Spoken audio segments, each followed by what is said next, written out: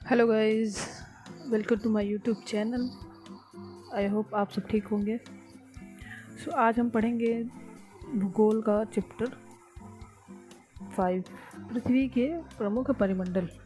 ये क्लास 6 की एनसीईआरटी है जिसमें हम 4 चैप्टर को कवर कर चुके हैं और ये 5वां चैप्टर है। चलिए स्टार्ट करते हैं।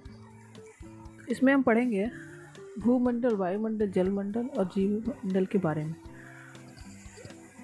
और आपने पहले चैप्टर में पढ़ चुका है कि पृथ्वी एकमात्र ऐसा ग्रह है जहाँ जीवन उपस्थित है, क्योंकि यहाँ पे भूमि, जल, हवा सब कुछ मौजूद है जो मानव जीवन के लिए अनुकूल परिस्थिति प्रदान करता है। तो पृथ्वी एकमात्र ऐसा ग्रह है जहाँ जीवन है, मानव यहाँ जीवित रह सकता है क्योंकि यहाँ पे भूमि, जल, हवा मौजूद है। पृथ्वी की सतह ऐसी है जिसमें पर्यावरण के 3 महत्वपूर्ण घटक आपस में मिलते हैं। पृथ्वी का ठोस भाग जिस पर हम रहते हैं उसे हम लोग भूमंडल कहते हैं। गैस की परतें जो पृथ्वी को चारों ओर से घेरती हैं उसे वायुमंडल कहते हैं, जहां ऑक्सीजन, नाइट्रोजन, कार्बन डाइऑक्साइड तथा दूसरी अन्य गैसें पाई जाती हैं।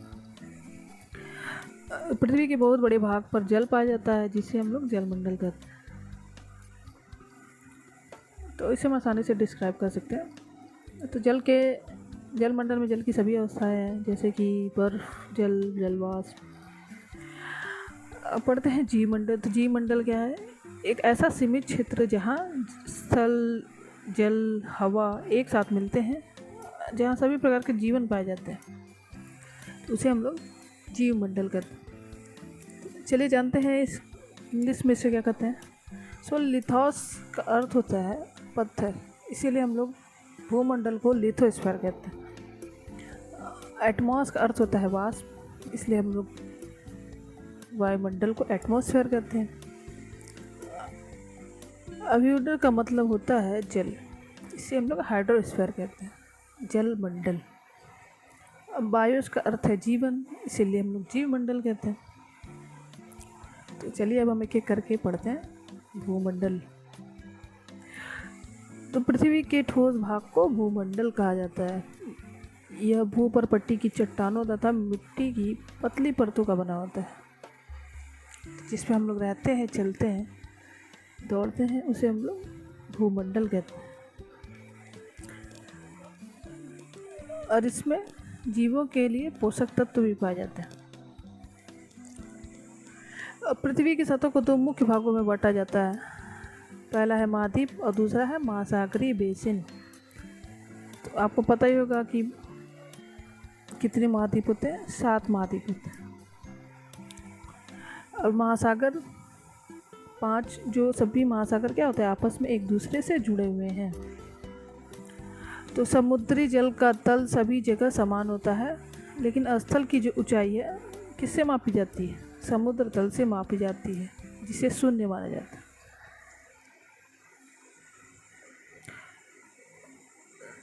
आप यहाँ पे देख सकते हैं एशिया महाद्वीप, यूरोप, अफ्रीका, ऑस्ट्रेलिया, दक्षिण अमेरिका, उत्तरी अमेरिका, अंटार्कटिका।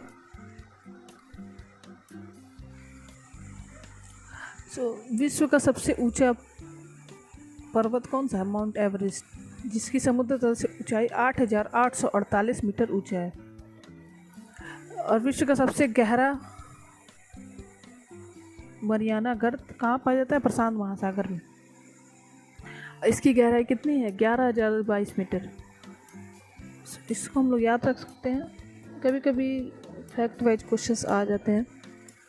तो चलिए जानते हैं न्यूजीलैंड के एडमंड हिलेरी तथा भारत के तेंजिंग नॉर्गे शेरपा 29 मई 1953 को पृथ्वी के सबसे ऊंचे शिखर माउंट एवरेस्ट पर चढ़ने वाले व्यक्ति थे।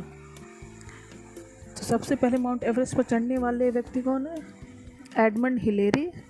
और भारत के तेंजिंग नॉर्गे शेरपा। और जापान की जुंको ताइबे विश्व की पहली महिला थी जिसने 16 मई 1975 को एवरेस्ट फतह किया था। और बिछेंद्री पाल भारत की पहली महिला है जिसने 23 मई 1984 को एवरेस्ट पर अपना कदम रखा था। तो ये कुछ फैक्ट वाइज क्वेश्चंस हैं। फैक्ट वाइज क्वेश्चन को आप इसके द्वारा सॉल्व कर सकते हैं। पृथ्वी पर 7 प्रमुख महाद्वीप हैं। कितने महाद्वीप हैं? 7। कौन कौन से हैं? एशिया, यूरोप, अफ्रीका, उत्तर अमेरिका, दक्षिण अमेरिका, ऑस्ट्रेलिया, अंटार्कटिका।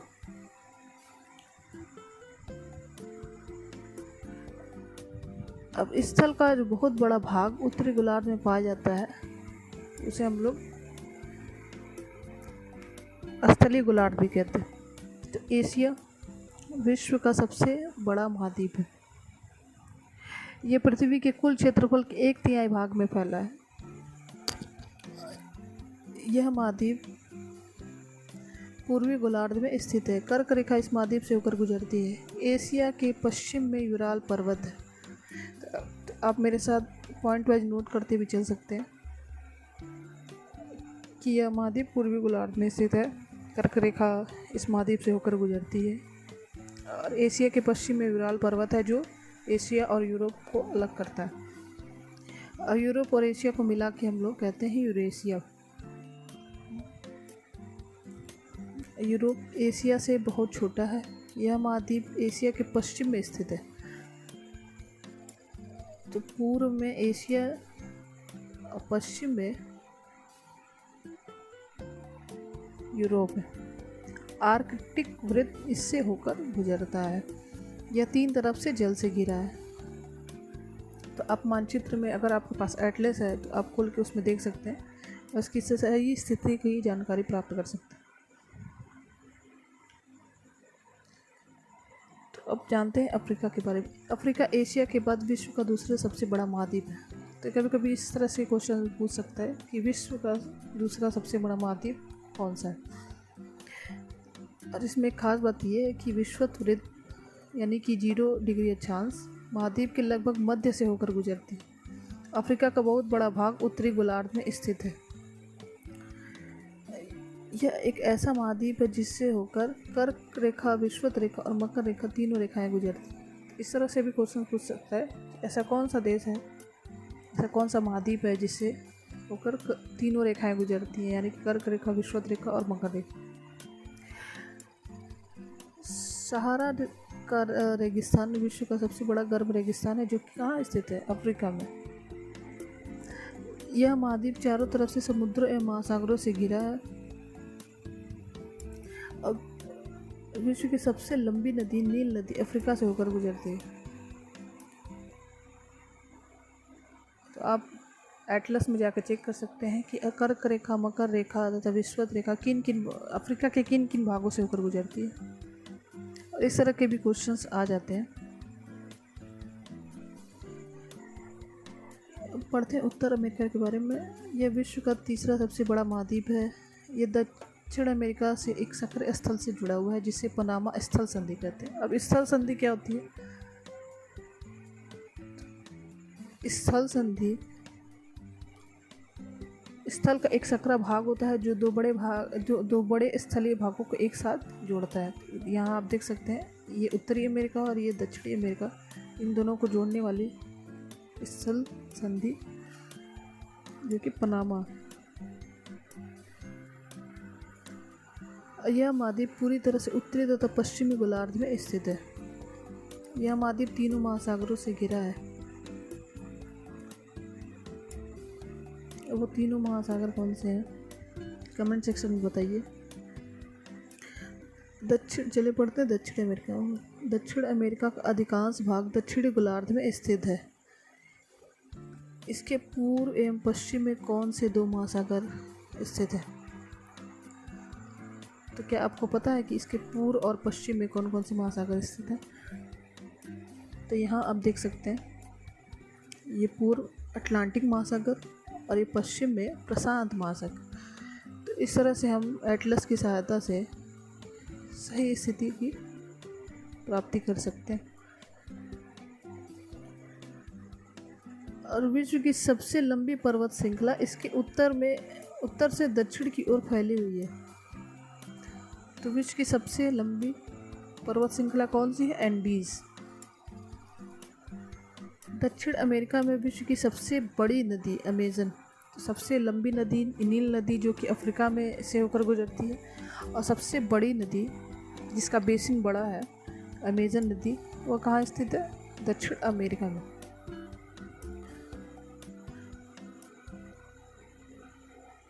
अब हम इसकी सहायता से जल संधि का भी कर सकते हैं कि जल संधि क्या होती है। तो आपको पता होगा कि भारत का मैप और आप श्रीलंका का मैप देखेंगे तो भारत और श्रीलंका किससे जुड़े हुए हैं? जल संधि से। तो वो कौन सी जल संधि है? पाक जल संधि। तो जल संधि क्या होती है? पानी का संकरा भाग होता है जो दो बड़ी जल राशि जैसे समुद्र तथा महासागरों को एक दूसरे से जोड़ता है। तो अरब महासागर और बंगाल की खाड़ी, अरब सागर और हिंद महासागर और बंगाल की खाड़ी। तो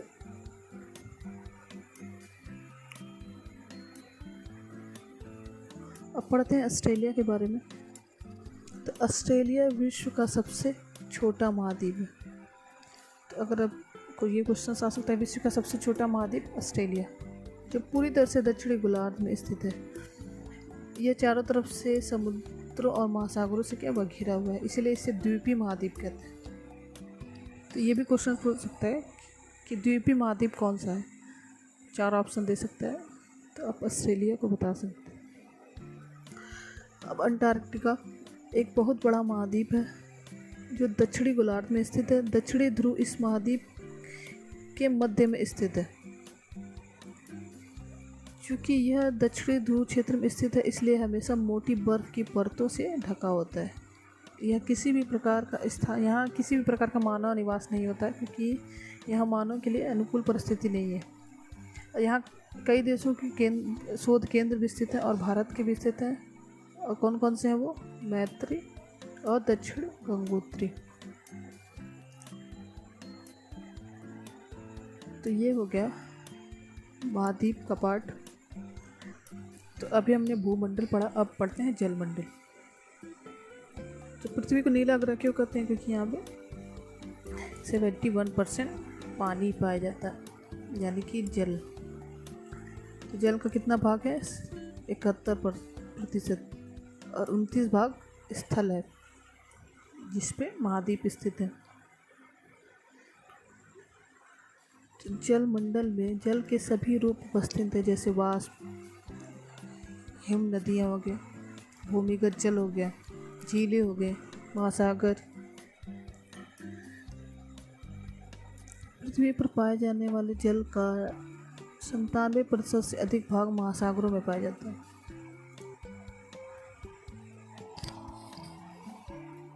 यह इतना खारा होता है कि यह पीने योग्य नहीं होता।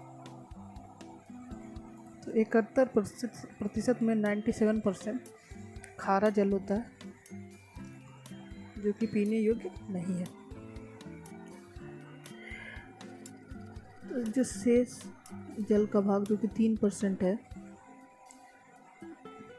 बर्फ की परतों एवं हिम नदियों तथा भूमिगत जल के रूप में पाया जाता है। तो जल का बहुत कम भाग अलवण जल के रूप में पाया जाता है, जो मनुष्य के इस्तेमाल में काम आता है। यही कारण है कि नीले ग्रह में रहने के बावजूद भी लोग कई क्षेत्रों में पानी की कमी होती है। अब बढ़ते हैं महासागर। महासागर जलमंडल का ही भाग है, क्योंकि आपस में क्या वो एक दूसरे से जुड़े हुए। तो महासागरीय जल हमेशा गतिशील रहता है। तरंगे, ज्वार भाटा, महासागरीय धाराएं महासागरीय जल की 3 मुख्य गतियाँ हैं। तो ये गतियाँ पूछ सकता है कि महासागरीय जल की 3 मुख्य गतियाँ कौन कौन सी हैं? तो तरंगे, ज्वार भाटा और महासागरीय धाराएं। तो बड़े से छोटे के आकार के आधार पर क्रमशः 5 महासागर प्रमुख हैं। तो सबसे बड़ा प्रशांत महासागर, उससे छोटा अटलांटिक महासागर, हिंद महासागर, दक्षिण महासागर तथा आर्कटिक महासागर। तो आप एटलस में देख सकते हैं प्रशांत महासागर सबसे बड़ा महासागर है। प्रशांत महासागर ये पृथ्वी के 1/3 भाग पर फैला हुआ है। पृथ्वी का सबसे गहरा भाग जो कि मरियाना गर्त है वो प्रशांत महासागर में ही पाया जाता है। प्रशांत महासागर लगभग वृत्ताकार है। जब आप ग्लोब पे देखेंगे तो आपको सही स्थिति का पता चलेगा कि प्रशांत महासागर लगभग वृत्ताकार है। एशिया, ऑस्ट्रेलिया, उत्तरी तथा दक्षिण अमेरिका इसके चारों ओर स्थित है। प्रशांत महासागर के चारों ओर इन महाद्वीपों की स्थिति का आप पता लगा सकते हैं। अटलांटिक महासागर विश्व का दूसरा सबसे बड़ा महासागर है। यह अंग्रेजी भाषा के एस अक्ष के आकार का है। इसके पश्चिमी किनारे पर उत्तर एवं दक्षिण अमेरिका है तथा पूर्वी किनारे पर यूरोप एवं अफ्रीका है। तो आप यहाँ पे देख सकते हैं मैप में, यह है अटलांटिक महासागर जो कि एस के आकार का है। इसके पूरब में अफ्रीका और यूरोप है और इसके पश्चिम में उत्तरी अमेरिका तथा दक्षिणी अमेरिका। और आप अगर प्रशांत महासागर को देखेंगे तो प्रशांत महासागर के पूर्व में उत्तरी अमेरिका और दक्षिणी अमेरिका है। और तथा अगर आप पश्चिम में देखेंगे ये वाला हिस्सा तो एशिया और ऑस्ट्रेलिया। तो अगर आपके पास इस समय एटलस है तो आप देख सकते हैं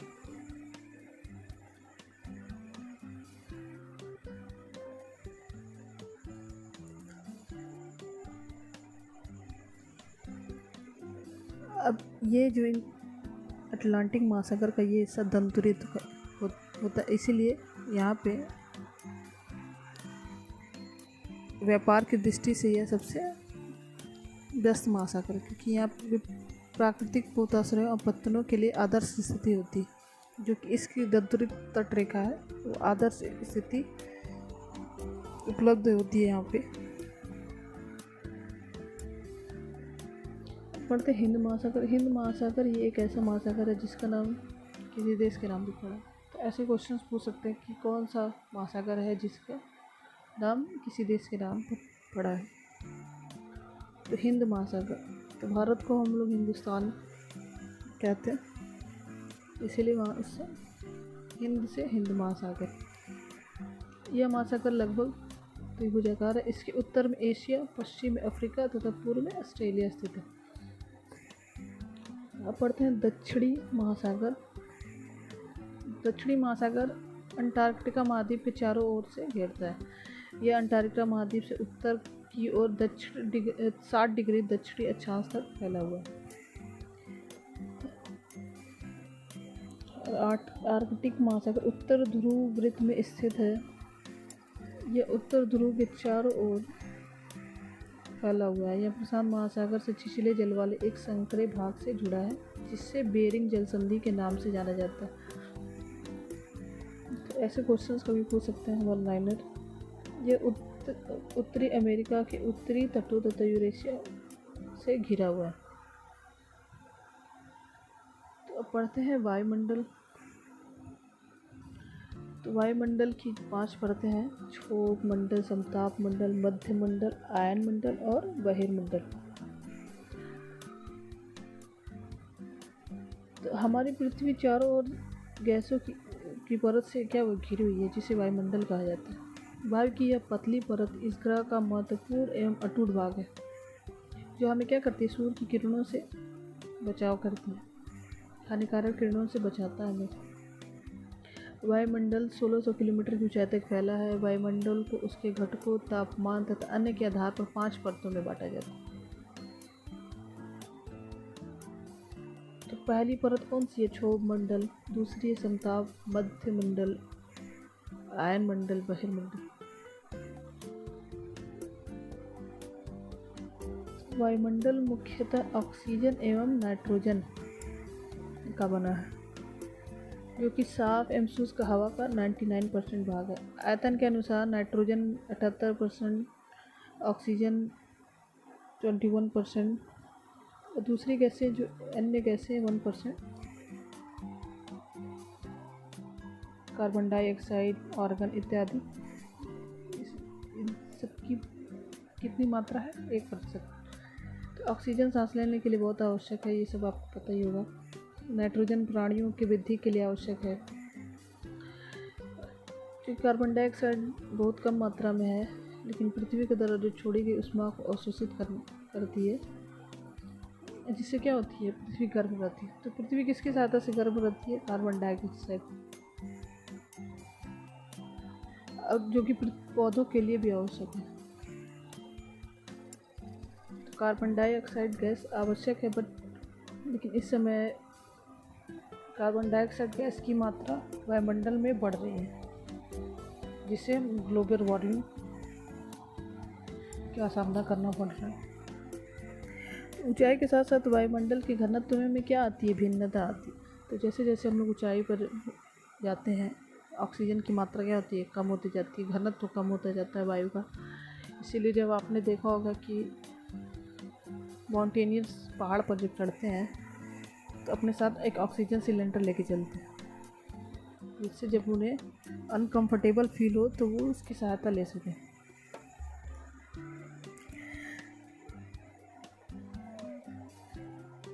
तो घनत्व समुद्री तल पर सबसे अधिक होता है। जैसे जैसे हम ऊपर जाते हैं, तेज़ी के साथ क्या होता है? घटता जाता है। तो जैसा कि मैंने आपको बताया, पहाड़ों पर पर्वतारोही को हवा के घनत्व में कमी होने के कारण सांस लेने में क्या हो जाती है? कठिनाई हो जाती है, इसलिए उनको ऑक्सीजन सिलेंडर लेके जाना पड़ता है। जैसे जैसे हम ऊपर की ओर जाते हैं, तापमान भी क्या हो जाता है? घटता जाता है। तो अब पहाड़ी क्षेत्रों पर देखेंगे तापमान हमेशा नीचे होता है, मतलब कम होता है। तो वायुमंडल पृथ्वी पर क्या होती है? दबाव डालती है, एक स्थान से दूसरे स्थान पर अलग अलग होता है। तो वायु का क्या होता है? घनत्व एक स्थान से दूसरे स्थान पर जाने पर अलग अलग होता है। कई क्षेत्रों में हम दाब अधिक देखते हैं, कई क्षेत्रों में हम दाब कम देखते हैं। तो वायु क्या होती है? उच्च दाब से निम्न दाब की ओर बहती है। गतिशील वायु को क्या कहते हैं? पवन कहते हैं। जो वायु में गति होती है तो उसे पवन कहते हैं। आपका जीवमंडल, तो जीवमंडल स्थल, जल तथा हवा के बीच का क्या एक सीमित भाग है जहाँ पे जीवन मौजूद है। यह जीवों की बहुत सी प्रजातियों, यहाँ जीवों की बहुत ज़्यादा प्रजातियाँ पाई जाती हैं, जो सूक्ष्म जीव और बैक्टीरिया से लेकर स्तनधारियों के आकार में पाई जाती हैं। मनुष्य सहित सभी प्राणी जीवित रहने के लिए एक दूसरे से तथा जीवमंडल से जुड़े हुए हैं। तो हम लोग जीवों पे निर्भर और जीव हम पे निर्भर, तो दोनों क्या हुए? परस्पर एक दूसरे से जुड़े हुए। जीवमंडल के प्राणियों के मुख्यतः दो भागों में, जंतु जगत तथा पादप जगत में विभक्त किया जा सकता है। तो पृथ्वी की ये तीनों परिमंडल आपस में परस्पर प्रक्रिया करते हैं। तो जंतु जगत, पादप जगत और मानव एक दूसरे के साथ क्या होते हैं? परस्पर क्रिया करते हैं, एक दूसरे पर परस्पर निर्भर रहते हैं और एक दूसरे को क्या करते हैं? किसी न किसी रूप में वो प्रभावित करते हैं। अब यहाँ पे एक उदाहरण देख सकते हैं। लकड़ी तथा खेती के लिए वनों को काटा जाए तो इससे ढलुआ भाग पर मिट्टी का कटाव तेज़ी से होने लगेगा। तो इससे हमें दिक्कत महसूस होगी, जैसे कि बाढ़, भूकंप, कई सारी प्राकृतिक आपदाओं को झेलना पड़ेगा। आपने सुना होगा कि सुनामी के कारण अंडमान निकोबार द्वीप समूह का कुछ भाग पानी में डूब गया। झीलों तथा नदियों में दूषित पदार्थों के प्रभावित होने से उनका जल मानव के इस्तेमाल के लायक नहीं रह जाता। तो इससे हमें पानी का भी नुकसान हुआ। यह जल दूसरे जीवों को भी नुकसान पहुंचाता है। तो इसलिए मानव को जीवों का भी ख्याल रखना चाहिए और जल का भी।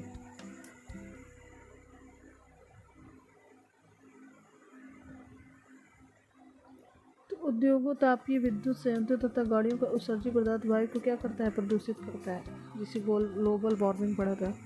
कार्बन डाइऑक्साइड गैस वायु का एक महत्वपूर्ण घटक है। लेकिन कार्बन डाइऑक्साइड की मात्रा में वृद्धि के कारण पृथ्वी के तापमान में वृद्धि हो रही है, जिसे भूमंडलीय तापन या ग्लोबल वार्मिंग कहते हैं। इसलिए भूमंडल, वायुमंडल तथा जलमंडल के बीच के प्राकृतिक संतुलन को बनाए रखने के लिए पृथ्वी के संसाधनों के सीमित उपयोग की आवश्यकता है।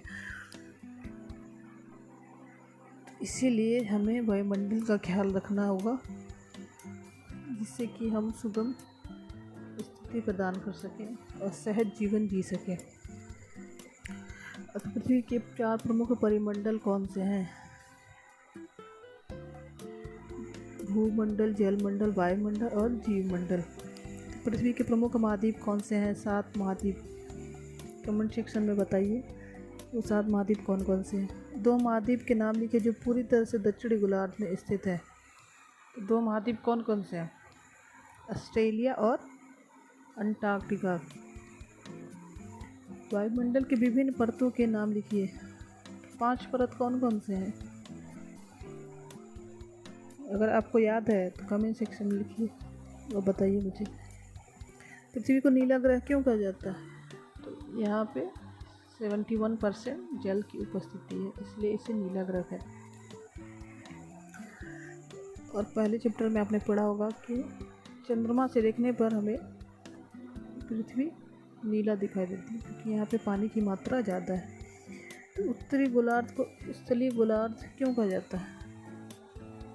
क्योंकि उत्तरी गोलार्ध में स्थल सबसे अधिक है। जीवित प्राणियों के लिए जीवमंडल क्यों महत्वपूर्ण है? तो बताइए जीवित प्राणियों के लिए जीवमंडल क्यों महत्वपूर्ण है? क्योंकि ये ऐसा सीमित क्षेत्र है जहाँ जीवन अनुकूल है, जैसे भूमंडल, वायुमंडल और जलमंडल का एक सीमित क्षेत्र जिसे जीवमंडल कहते हैं। तो बताइए कमेंट सेक्शन में। तो कौन सी पर्वत श्रृंखला एशिया और यूरोप को अलग करती है? यूराल पर्वत। उत्तरी अमेरिका दक्षिण अमेरिका से कैसे जुड़ा हुआ है? स्थल मंडल, स्थल संधि, जो कि क्या है, कौन सी संधि है? पनामा स्थल संधि। वायुमंडल में किस गैस का प्रतिशत सर्वाधिक है? नाइट्रोजन 78%। पृथ्वी का कौन सा भाग ठोस चट्टानों का बना हुआ है? पृथ्वी का कौन सा भाग ठोस चट्टानों का बना है? जलमंडल, वायुमंडल, कौन सा? जी नहीं, थलमंडल। तो सबसे बड़ा महाद्वीप कौन सा है? आई होप सबको पता होगा सबसे बड़ा महाद्वीप कौन सा है? एशिया। तो ऐसे हम सभी क्वेश्चंस को कर सकते हैं। पृथ्वी का सबसे गहरा भाग कौन सा है? मरियाना गर्त। कहाँ स्थित है? प्रशांत महासागर। किस महासागर का नाम एक देश के नाम पे पड़ा है? ये सबको पता होगा, हिंद महासागर।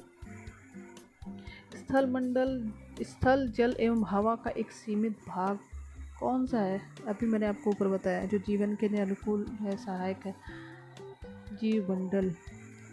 यूरोप एवं एशिया महाद्वीप को एक साथ क्या कहा जाता है?